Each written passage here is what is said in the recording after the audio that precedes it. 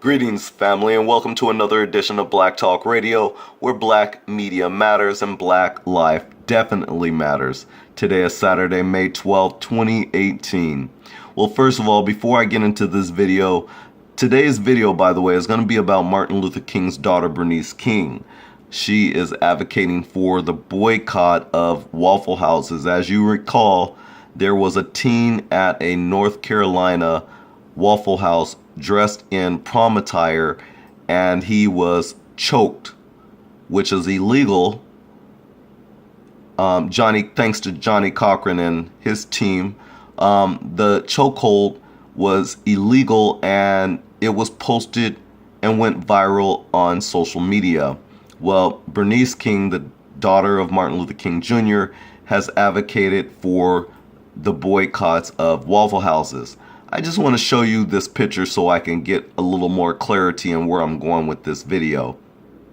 Here is the incident, as you can see, where you have this savage white man, what's new, choking the life of a human being, of a black teen who was really out to have a good time. But nonetheless, here comes these savage white males who do not know how to communicate or respond or act towards black men. These are the undercover KKK members. They're the ones who want to exhibit foul, disgusting behavior against black mankind. This is what it looks like right here. Now, Martin Luther King's daughter, again, and I'm going to show you the caption here, she is calling for a Waffle House boycott after the controversial incident. Now, I just want to point out something. Does this look like a Waffle House is causing great harm to black men? Does this look like it's a Waffle House issue? This is what I'm talking about, people who are so-called leaders. And we have to put the onus where it belongs. This is really white media. What they're doing is they're parakeeting what they know black people will say or feel that they should be saying, and then they'll go and report this. So here comes Christina Capetides, who works for CBS News, reporting this incident that Martin Luther King's daughter is calling for a Waffle House boycott after the controversial incident. And in fact, it's not the Waffle House. It is white males. It's white police officers just like this. That's the problem. This is the main issue here. It's not the Waffle House. This is the main issue. It is white males like this who respond and act towards black males. This is the issue, Bernice King. This is the issue, not the Waffle House. This is the issue. So-called white males who respond in a barbaric, uncivilized manner, and yet they're on professional jobs, making a lot of money. I don't even want to hear all the lame excuses that their lives are always at jeopardy every day. They choose to do this job. Stop with all the excuses. It's lame.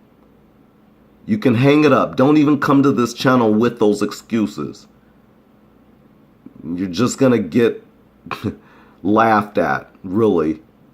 This is the barbaric behavior of white males who are on professional jobs where you're bringing in a check and you're allowed to act this way. This is the problem.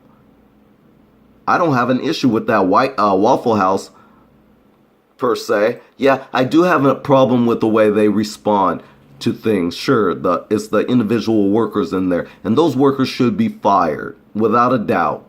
But the response of these race soldiers pretending to be law enforcement, that's the main issue here. The Waffle House is not choking this black teen here. It's not the Waffle House. Where do you see the Waffle House doing this? They're not. It's the white male police officer. That's the issue. That's where the onus lies. That's where accountability lies.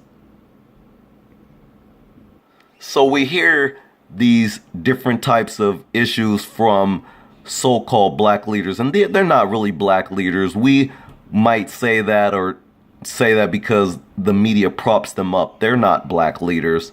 These are people that white media puts on their channels and on their stations, and they prop them up. They're not our leaders. They'll put that in their captions. You need to recognize that. Listen to their double and triple talk, their fake talk.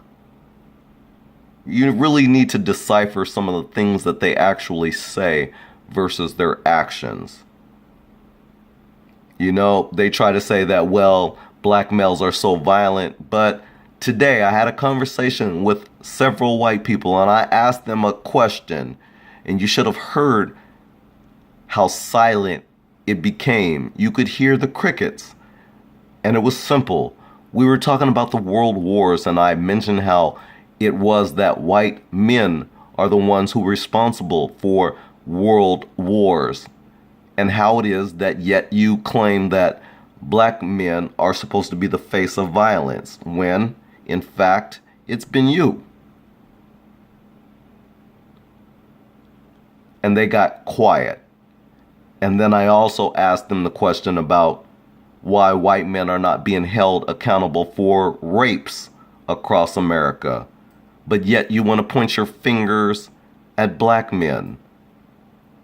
White men like Weinstein, Spacek, Matt Lauer, and a slew of other white men who have been accused of sexual misconduct, all the way up to Donald J. Trump, who likes to smack him by the pussy. Yeah, that's right. All the way up to him, no white males have been held accountable. And then when you do hold a white male accountable, say like a Brock Turner, you give him 6 months jail time, and he gets out in 3 for good behavior. That's the kind of shenanigans and white supremacist racism that the world sees and witnesses. That's why it's imploding on itself. So, we're going to end this video off, but before I go, I have one last thing that I want to say, and that's to actually, no, I'll do a separate video for my trolls. That's going to be a special video just for you trolls. So with that, we're going to end this off. This is Guru at Black Talk Radio, where black media matters and black life certainly matters. Thanks for watching. Thanks for tuning in, and we'll see you in the next video. Until then, Black Power. Peace out.